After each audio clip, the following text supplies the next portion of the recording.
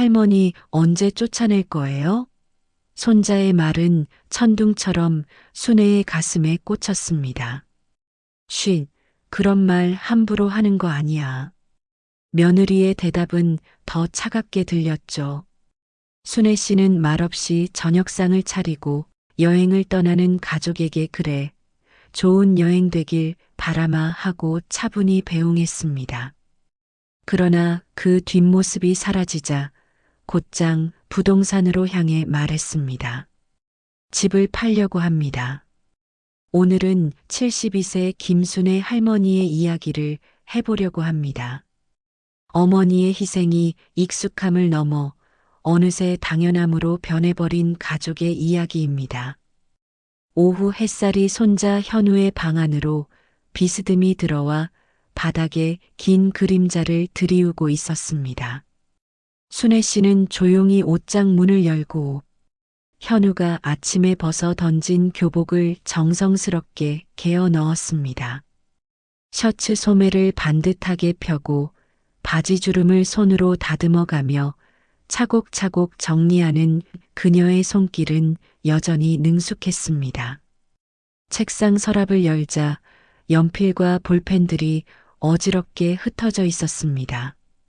순애 씨는 작은 펜꽂이를 꺼내 하나하나 정리하기 시작했습니다. 아직도 어린아이처럼 정리정돈을 못하는 손자가 대견하면서도 귀여웠습니다. 그때였습니다. 방밖 거실에서 현우와 며느리 지영의 목소리가 들려왔습니다. 평소보다 조금 낮은 목소리였지만 문틈 사이로 또렷하게 전해져 왔습니다. 순애 씨는 서랍을 정리하던 손을 잠시 멈추고 귀를 기울였습니다. 엄마, 할머니 언제 쫓아내요? 현우의 솔직한 질문이 방 안으로 스며들었습니다. 순애 씨의 손에 들려있던 볼펜이 그만 바닥에 떨어졌습니다. 작은 소리였지만 그녀에게는 천둥 소리처럼 크게 들렸습니다. 쉿, 목소리 좀 낮춰. 지영의 대답은 애매했습니다. 직접적인 답변을 피하면서도 아이의 질문을 무시하지는 않는 듯 했습니다. 그런 말 함부로 하는 거 아니야. 순애 씨는 천천히 몸을 돌려 방문 쪽을 바라보았습니다.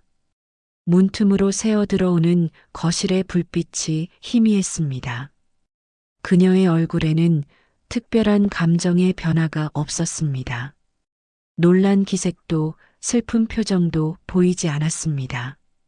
마치 이미 예상했던 일인 양 담담했습니다. 바닥에 떨어진 볼펜을 조용히 주워들고 다시 서랍 정리를 계속했습니다. 연필을 가지런히 세우고 지우개를 한쪽 구석에 모았습니다. 손끝에서는 여전히 차분함이 느껴졌지만 가슴속 어딘가에서는 무언가 단단해지는 것을 느꼈습니다. 모든 정리를 마치고 서랍을 닫으면서 순애 씨는 작게 한번 고개를 끄덕였습니다. 마치 스스로에게 무언가를 다짐하는 듯한 모습이었습니다. 그리고는 아무 일 없었다는 듯 방을 나서며 조용히 문을 닫았습니다. 오후 햇살만이 그녀가 있던 자리를 조용히 비추고 있었습니다. 저녁 6시가 되자 순애 씨는 평소와 다름없이 식탁을 차렸습니다. 흰 쌀밥과 된장찌개, 김치와 나물 반찬들이 정갈하게 놓여 있었습니다. 가족들이 하나둘 식탁에 모여들었습니다. 아들 상훈이 먼저 자리에 앉고 며느리 지영이 현우의 손을 잡고 들어왔습니다. 어머니 수고하셨어요. 지영이 평소보다 조금 더 밝은 목소리로 인사했습니다. 순애 씨는 고개를 끄덕이며 각자의 그릇에 따뜻한 밥을 담아주었습니다. 김이 모락모락 피어오르는 된장찌개를 현우 앞에 먼저 놓아주었습니다. 현우는 식사 내내 휴대폰 화면에서 눈을 떼지 않았습니다. 게임 소리가 작게 들려왔고 가끔 화면을 터치하는 소리만 식탁을 감쌌습니다. 현우야, 밥 먹을 때는 핸드폰 그만 보렴. 순애 씨가 부드럽게 말했지만 현우는 대충 고개만 끄덕였습니다. 상우는 회사 일에 대해 짧게 언급했습니다. 요즘 프로젝트가 바빠요. 다음 달에 출장도 가야 하고 그의 목소리에는 피로가 묻어 있었습니다. 순애 씨는 조용히 그의 그릇에 김치를 더 올려주며 들었습니다. 아, 맞다. 지영이 갑자기 밝은 표정을 지으며 말을 꺼냈습니다. 여행 계획 말씀드렸나요? 다음 주부터 한 달 정도 크루즈 여행을 다녀올 예정이에요. 그녀의 목소리에는 기대감이 가득했습니다. 순애 씨는 된장찌개를 떠먹던 숟가락을 조용히 그릇 가장자리에 내려놓았습니다. 표정에는 변화가 없었지만 잠깐 손이 멈춘 것을 지영이 눈치챘을까봐 곧바로 다시 숟가락을 들었습니다. 한 달이나? 순애 씨가 차분한 목소리로 물었습니다. 상훈이 고개를 끄덕였습니다. 회사에서 휴가를 길게 줘서요. 오랜만에 가족여행을 제대로 다녀오려고요. 그래서 말인데요. 집안 정리 잘 부탁드려요. 지영이 덧붙였습니다. 마치 이미 모든 것이 결정된 듯한 말투였습니다. 순애 씨는 아무 말 없이 고개를 끄덕였습니다. 그래. 좋은 여행 되길 바라마. 식탁 위의 대화는 그리 길지 않았습니다. 현우는 여전히 게임에 빠져 있었고 상훈과 지영은 여행 준비 이야기만 주고받았습니다. 순애 씨는 묵묵히 밥을 먹으며 가끔 가족들의 그릇이 비면 반찬을 더 올려주었습니다. 평범한 저녁 식사 시간이었지만 그녀의 마음속에서는 무언가 조용히 정리되어 가고 있었습니다. 저녁 식사가 끝나자 거실은 금세 여행 준비로 분주해졌습니다. 상훈과 지영이 큰 캐리어 2개를 거실 한가운데에 펼쳐놓고 짐을 정리하기 시작했습니다.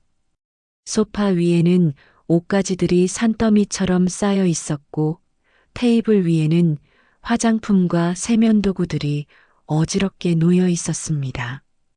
이거는 캐리어에, 이거는 기내용 가방에. 지영이 옷들을 분류하며 바쁘게 움직였습니다. 여름 원피스부터 선글라스, 선크림까지 크루즈 여행에 필요한 모든 것들을 꼼꼼히 챙기고 있었습니다. 그녀의 얼굴에는 설렘이 가득했습니다. 현우는 한쪽 구석에서 자신의 배낭에 게임기와 충전기를 넣고 있었습니다. 엄마, 이것도 가져가도 돼요? 하며 태블릿을 들어 보였습니다. 그래, 비행기에서 심심할 테니까. 지영이 대답하며 미소를 지었습니다. 해외여행 경험이 많지 않아 신중하게 준비하는 모습이었습니다. 순애 씨는 주방에서 따뜻한 차를 우리고 있었습니다. 물이 끓는 소리와 거실에서 들려오는 웃음소리가 대조를 이뤘습니다. 찻잎을 우려내며 창밖을 바라보는 그녀의 표정은 여전히 평온했습니다. 캐리어에 짐을 넣던 지영이 짐이 생각보다 많네요라며 웃었습니다. 상훈이 도와주며 옷들을 더 꽉 눌러 담았습니다. 지퍼를 닫는 소리가 거실에 울려 퍼졌습니다. 다 들어갔다? 상훈이 안도의 표정을 지었습니다. 내일 새벽 5시에 택시 와요. 지영이 휴대폰으로 예약 확인을 하며 말했습니다. 공항까지 가는 시간을 계산하며 출발 준비를 마무리했습니다. 현우도 자신의 가방 지퍼를 닫으며 준비를 끝냈습니다. 순애 씨는 차를 담은 쟁반을 들고 거실로 들어왔습니다. 정리된 캐리어들과 가방들을 조용히 바라보았습니다. 차 마셔라. 그녀의 목소리는 평소와 다름없이 따뜻했습니다. 가족들은 각자 찻잔을 들고 내일의 여행을 이야기했습니다. 지중해 크루즈, 이탈리아와 스페인의 항구들, 선상에서의 다양한 프로그램들, 한 달간의 긴 여행에 대한 기대감이 거실을 가득 채웠습니다. 순애 씨는 조용히 자리에 앉아 차를 마시며 그들의 대화를 들었습니다. 때로는 고개를 끄덕이며 맞장구를 쳐주기도 했습니다. 하지만 그녀의 눈빛 깊은 곳에서는 무언가 다른 생각들이 천천히 정리되어 가고 있었습니다. 새벽 5시, 아직 어둠이 가시지 않은 골목에 택시 엔진 소리가 울려 퍼졌습니다. 순애 씨는 침실 창문 커튼 사이로 그 소리의 출처를 확인했습니다. 노란 택시가 대문 앞에 서서 경적을 짧게 울렸습니다. 택시 왔어요. 지영의 목소리가 복도에 울려 퍼졌습니다. 곧이어 발걸음 소리와 캐리어, 바퀴가 굴러가는 소리가 들렸습니다. 상훈이 무거운 캐리어를 끌며 현관으로 향했고 현우는 졸린 눈을 비비며 배낭을 메고 따라갔습니다. 순애 씨는 잠옷 위에 가운을 걸치고 현관으로 나왔습니다. 가족들이 신발을 신고 마지막 짐을 챙기는 모습을 지켜보았습니다. 택시 기사가 내려와 트렁크를 열고 캐리어들을 하나씩 실어주었습니다. 어머니, 한 달 동안 집 잘 부탁드려요. 지영이 순애 씨에게 다가와 인사했습니다. 그녀의 얼굴에는 여행에 대한 기대감이 가득했습니다. 순애 씨는 고개를 끄덕이며 그래, 여행 잘 갔다 와라 라고 답했습니다. 현우는 할머니에게 대충 손을 흔들며 다녀올게요 라고 말했습니다. 게임기가 들어있는 가방을 꼭 껴안고 있는 모습이 어린아이 같았습니다. 순애 씨는 그런 손자를 바라보며 작은 미소를 지었습니다. 상우는 마지막으로 현관문 열쇠를 확인하고 어머니 앞에 섰습니다. 어머니, 몸 조심하시고요. 혹시 무슨 일 있으면 연락하세요. 그는 평소보다 조금 더 진지한 표정이었습니다. 순애 씨는 걱정 말고 다녀와라고 답하며 아들의 어깨를 가볍게 토닥였습니다. 그럼 정말 다녀올게요. 지영이 밝게 인사하며 택시로 향했습니다. 택시 문이 하나씩 닫히는 소리가 새벽 공기를 가득 채웠습니다. 상우는 창문을 내리고 어머니를 바라보았지만 무슨 말을 해야 할지 몰라 그냥 손만 흔들었습니다. 순애 씨도 손을 들어 작별 인사를 했습니다. 택시가 서서히 출발했습니다. 빨간 미등이 골목 끝으로 사라질 때까지 순애 씨는 그 자리에 서 있었습니다. 엔진 소리가 완전히 들리지 않게 되자 새벽의 고요함이 다시 골목을 감쌌습니다. 순애 씨는 천천히 현관문을 닫고 거실로 들어갔습니다. 어제까지 캐리어와 짐들로 어수선했던 거실이 이제 텅 비어 보였습니다. 벽에 걸린 시계는 새벽 5시 10분을 가리키고 있었습니다. 길고 조용한 하루가 시작되었습니다. 가족들이 떠난 지 이틀째 되는 날 오후 순애 씨는 평소 입던 검은색 정장을 꺼내 입었습니다. 거울 앞에서 머리를 단정히 빗고 작은 핸드백에 필요한 서류들을 챙겼습니다. 등기부등본과 신분증, 도장까지 빠짐없이 확인한 후 집을 나섰습니다.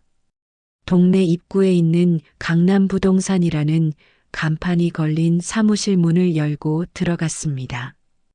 에어컨 바람이 시원하게 얼굴을 스쳤고 책상 앞에 앉아있던 중년의 남성 중개인이 고개를 들었습니다. 어서 오세요. 무엇을 도와드릴까요? 집을 팔려고 합니다. 순애 씨는 간단 명료하게 말했습니다. 중개인은 의외라는 표정을 지으며 의자를 권했습니다. 앉으시죠. 어디 집이신지요? 순애 씨는 핸드백에서 등기부등본을 꺼내 건넸습니다. 중개인이 서류를 훑어보더니 눈을 크게 떴습니다. 아, 이 지역이면 정말 좋은 입지네요. 강남 한복판 단독주택이시잖아요.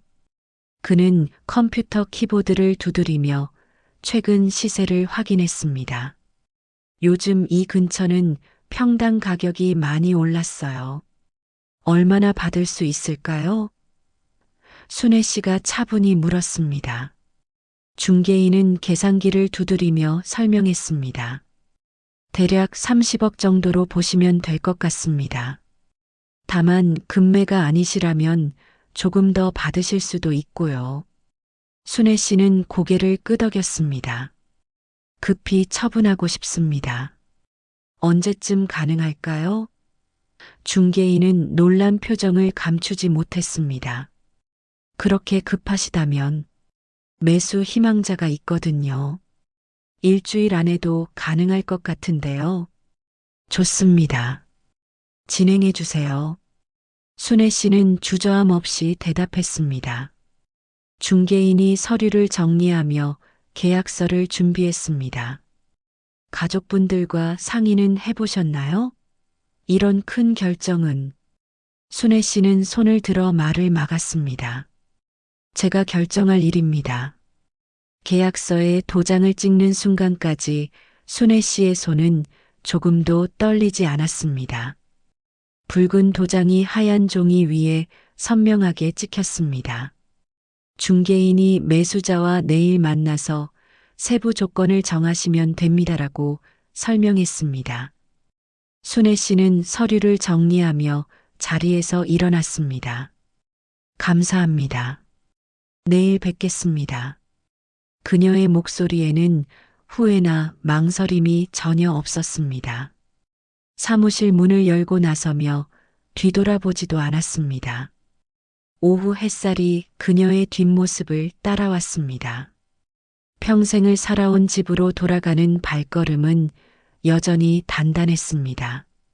이제 진짜 시작이었습니다. 부동산 계약을 마치고 돌아온 순애 씨는 곧바로 침실로 향했습니다. 오래된 장롱문을 열자 세월의 냄새가 코끝을 스쳤습니다.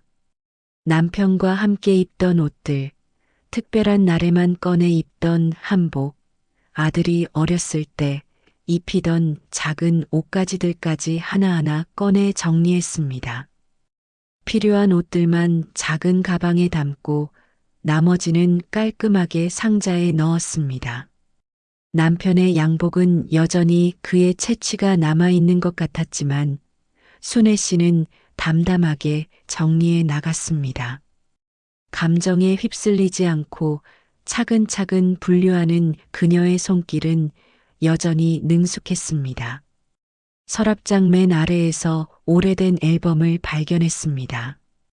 결혼식 사진부터 아들의 돌잔치, 초등학교 입학식까지 세월의 흔적이 고스란히 담겨 있었습니다. 순애 씨는 앨범을 조심스럽게 상자에 담았습니다. 이것만큼은 어디를 가든 함께 해야 할 소중한 기억이었습니다. 거실로 나와 장식장을 정리하기 시작했습니다. 도자기 꽃병, 액자들, 작은 장식품들이 선반 위에 가지런히 놓여 있었습니다. 남편이 승진 기념으로 사준 시계, 아들이 어버이날에 선물한 꽃병, 하나하나가 추억이 담긴 물건들이었습니다. 남편의 사진을 작은 액자에서 꺼내 가장 예쁜 은색 액자로 옮겨 담았습니다. 여보, 이제 새로운 곳으로 가야겠어요.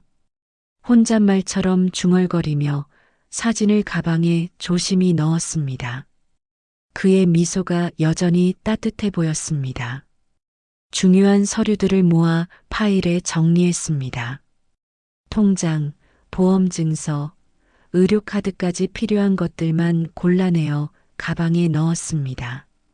나머지 서류들은 종류별로 분류해서 상자에 담았습니다.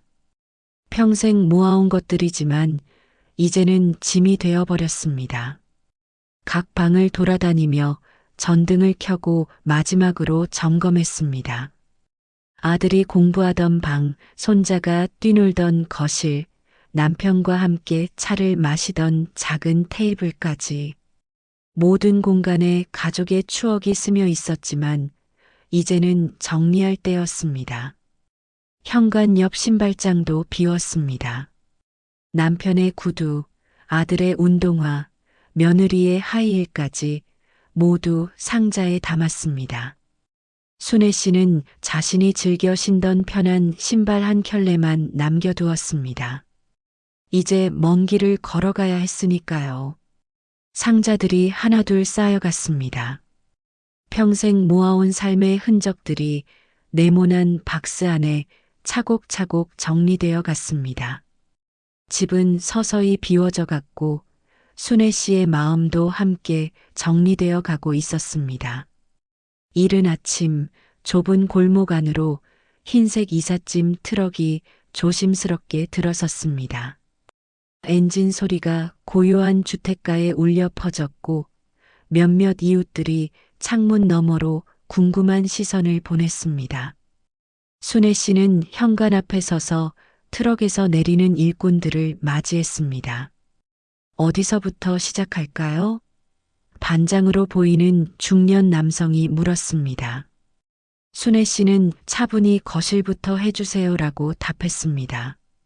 일꾼들은 능숙하게 소파와 텔레비전, 장식장을 하나씩 옮기기 시작했습니다.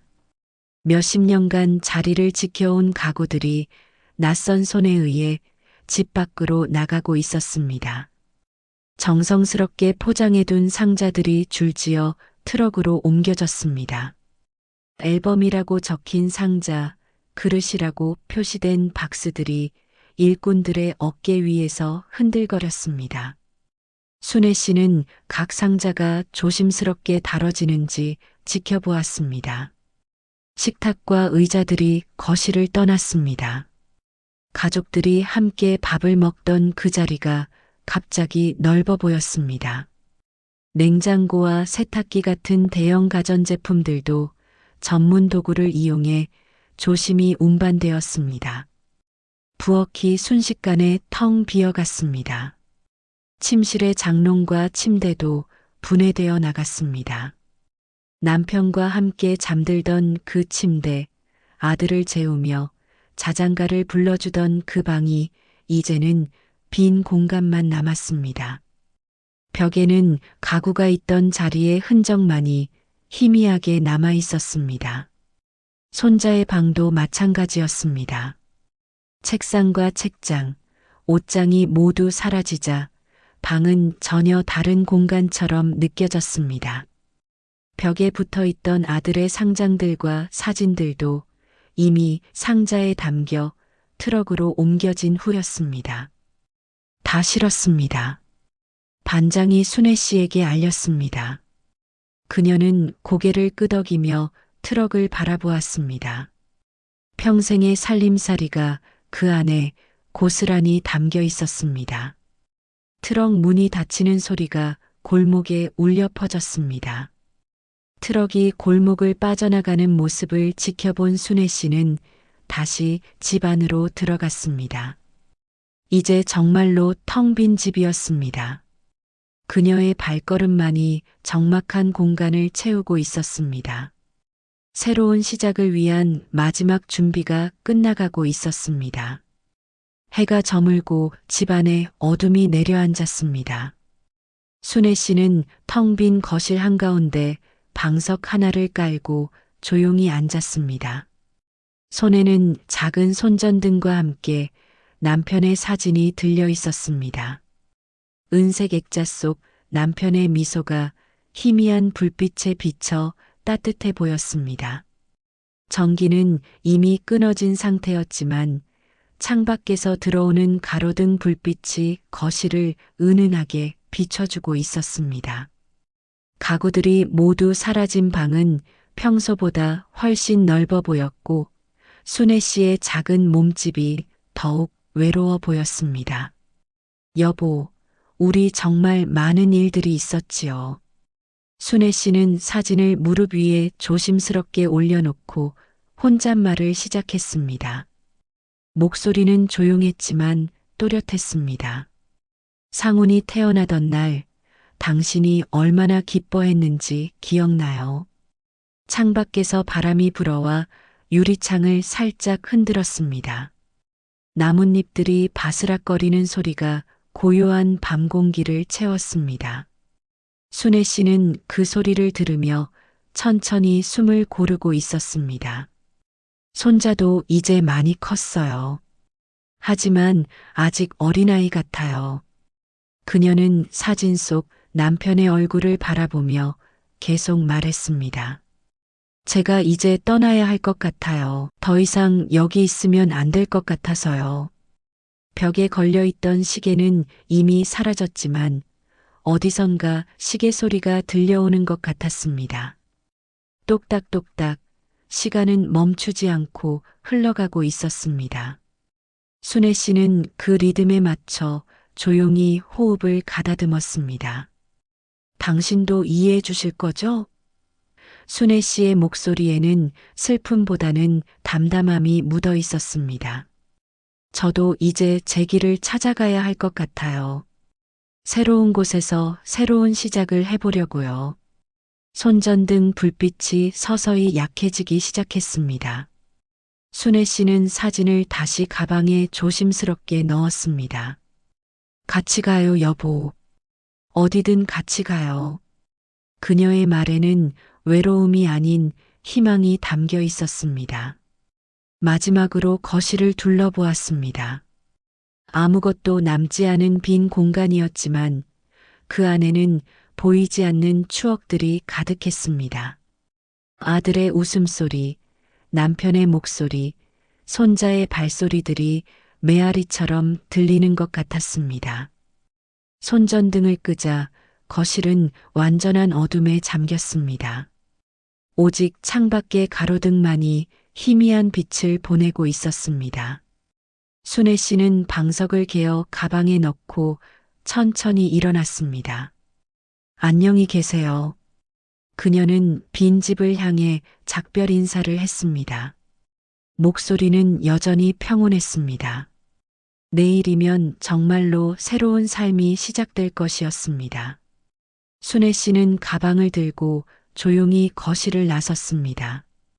한 달간의 크루즈 여행을 마친 상훈 가족이 탄 택시가 골목 입구에 멈춰 섰습니다. 지중해의 따뜻한 햇살에 그을린 얼굴들과 무거운 캐리어들이 차례로 내려졌습니다. 현우는 게임기가 든 가방을 꼭 안고 있었고 지영은 면세점에서 산 쇼핑백을 들고 있었습니다. 아, 집이 그리웠어. 지영이 기지개를 켜며 말했습니다. 상우는 캐리어 손잡이를 끌며 대문을 열었습니다. 어머니 왔어요. 평소처럼 큰 소리로 인사했지만 집안에서는 아무런 대답이 없었습니다. 현관문 열쇠를 꺼내 문을 여는 순간 상훈의 표정이 굳었습니다. 현관 안이 이상하게 텅 비어 있었습니다. 신발장이 사라져 있었고 평소 현관에 놓여 있던 작은 화분도 보이지 않았습니다. 뭔가 이상한데? 지영이 상훈의 뒤를 따라 들어오며 중얼거렸습니다.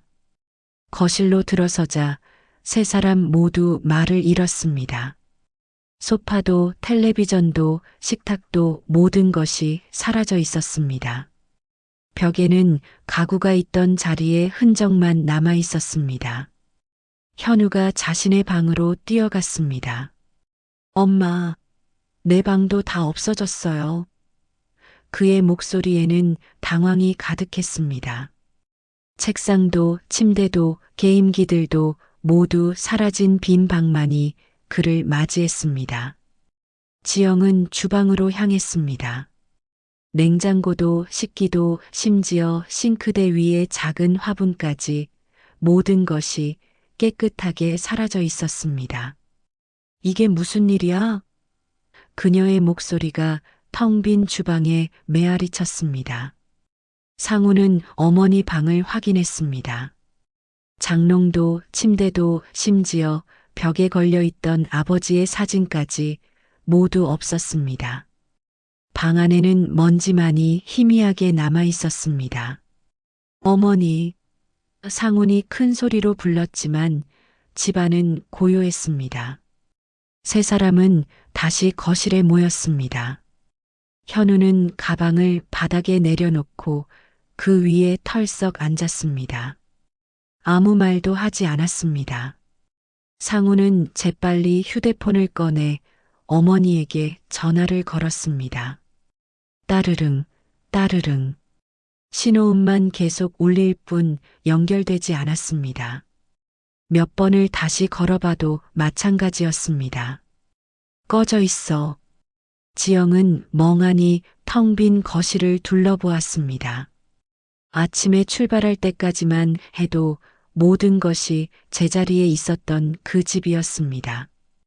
불과 한 달 만에 이 모든 일이 일어났다는 것이 믿어지지 않았습니다.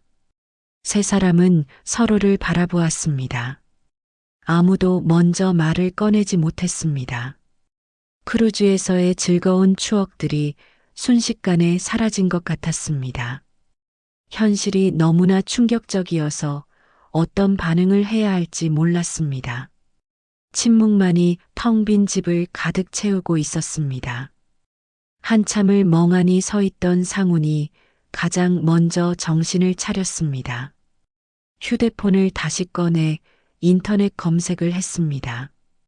강남부동산이라는 업체를 찾아 전화를 걸었습니다. 신호음이 몇 번 울리다가 익숙한 목소리가 들려왔습니다. 안녕하세요. 강남부동산입니다. 중개인의 목소리였습니다.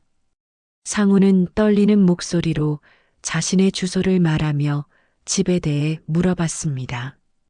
혹시 저희 집에 무슨 일이 있었나요? 모든 가구가 사라져 있는데요. 전화기 너머로 잠시 침묵이 흘렀습니다. 아, 그 집 말씀이시군요.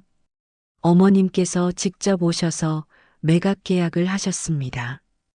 중개인의 말에 상훈의 얼굴이 새하얗게 변했습니다. 뭐라고요? 일주일 전에 계약하시고 사흘 전에 잔금까지 모두 처리하셨어요. 매수자가 현금으로 바로 결제했거든요. 중개인의 설명이 계속되었습니다. 어머님이 급히 처분하시고 싶다고 하셔서 신속하게 진행했습니다. 상우는 휴대폰을 꽉 쥐고 있었습니다. 그럼 우리 어머니는 어디로 가신 건가요? 하지만 중개인도 그것은 모른다고 했습니다. 죄송하지만 새 주소는 말씀해 주시지 않으셨어요. 개인정보라서요. 지영이 상훈의 옆으로 다가와 전화 내용을 듣고 있었습니다. 그녀의 얼굴에도 점점 당황스러운 표정이 번져갔습니다. 정말 집이 팔린 거예요? 그녀가 작은 목소리로 물었습니다. 네, 완전히 처리되었습니다. 새 소유자가 내일부터 리모델링에 들어간다고 하더군요. 중개인의 말에 상우는 더 이상 물어볼 말을 찾지 못했습니다. 그럼 실례했습니다. 전화를 끊었습니다. 현우는 여전히 가방 위에 앉아 있었습니다. 할머니가 진짜 집을 팔아버린 거예요? 그의 목소리에는 믿을 수 없다는 표정이 가득했습니다. 게임기들도 침대도 모든 것이 사라진 현실이 아직 받아들여지지 않았습니다. 지영은 휴대폰으로 시어머니에게 다시 전화를 걸어봤습니다. 여전히 현재 전화를 받을 수 없습니다라는 안내 메시지만 들려왔습니다. 카카오톡 메시지도 읽음 표시가 없었습니다. 완전히 연락이 두절된 상태였습니다. 상우는 텅 빈 거실 벽을 바라보며 서 있었습니다. 어머니가 평생을 살아온 이 집을, 그것도 가족들과 상의도 없이 팔아버렸다는 사실이 믿어지지 않았습니다. 왜 이런 일을? 중얼거렸지만 답을 찾을 수 없었습니다. 대화는 더 이상 이어지지 않았습니다. 세 사람 모두 각자의 생각에 잠겨 있었습니다. 지영은 벽에 기대 서 있었고 상우는 창밖을 바라보고 있었으며 현우는 바닥을 보며 가만히 앉아 있었습니다. 텅 빈 집안에는 침묵만이 흘렀습니다. 모든 것이 명확해진 상황이었지만 동시에 가장 중요한 것은 여전히 알 수 없었습니다. 순애 씨가 어디로 갔는지, 왜 이런 선택을 했는지, 이제 어떻게 해야 하는지. 동해안의 작은 어촌 마을, 해풍이 불어오는 언덕 위에 작은 집 한 채가 자리 잡고 있었습니다. 순애 씨는 이삿짐 트럭에서 내린 상자들을 하나씩 집 안으로 옮기고 있었습니다. 서울의 큰 집에 비하면 턱없이 작았지만 바다가 보이는 이 작은 공간이 그녀에게는 충분했습니다. 방 하나, 거실 겸 부엌, 그리고 작은 화장실이 전부인 집이었습니다. 순애 씨는 꼭 필요한 가구들만 새로 들여놓았습니다. 작은 식탁, 편안한 의자 하나, 싱글 침대와 작은 옷장. 더 이상 큰 공간도 많은 물건도 필요하지 않았습니다. 창문을 열자 시원한 바닷바람이 집 안으로 불어왔습니다. 멀리 수평선이 보이고 하얀 갈매기들이 바다 위를 자유롭게 날아다니고 있었습니다. 순애 씨는 새로 산 의자에 앉아 그 풍경을 바라보았습니다. 참 좋네요. 혼잣말로 중얼거렸습니다. 정리를 마치고 선반 위에 남편의 사진을 조심스럽게 올려놓았습니다. 은색 액자가 햇살을 받아 반짝였습니다. 여보, 여긴 어때요? 바다가 보여서 좋죠? 사진 속 남편이 미소를 짓고 있는 것 같았습니다. 오후가 되자 옆집에서 중년 여성이 나와 인사를 건넸습니다. 새로 이사 오셨나 봐요. 안녕하세요. 순애 씨는 정중하게 인사를 받았습니다. 네, 안녕하세요. 앞으로 잘 부탁드려요. 간단한 대화였지만 따뜻함이 느껴졌습니다. 이웃은 혼자 사시나 봐요? 뭐 필요한 거 있으면 언제든 말씀하세요라며 친절함을 보였습니다. 순애 씨는 고마움을 표하며 감사합니다. 조용히 살겠습니다라고 답했습니다. 서울에서는 몇 년을 살아도 인사 한 번 나누지 않던 이웃들과 달랐습니다. 밤이 되자 파도 소리가 집까지 들려왔습니다. 순애 씨는 침대에 누워 그 소리를 들었습니다. 서울의 차 소리, 사람들의 발걸음 소리와는 전혀 다른 자연의 소리였습니다. 마음이 차분해졌습니다. 내일은 뭘 해볼까요? 순애 씨는 남편 사진을 바라보며 말했습니다. 작은 텃밭을 가꿔볼 수도 있고 바닷가를 산책할 수도 있었습니다. 아무도 간섭하지 않는 오롯이 자신만의 시간들이었습니다.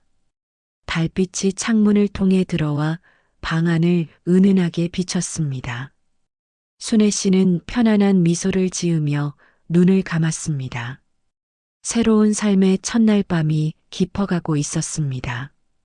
김순애 할머니의 선택을 응원하신다면 구독과 좋아요 부탁드려요.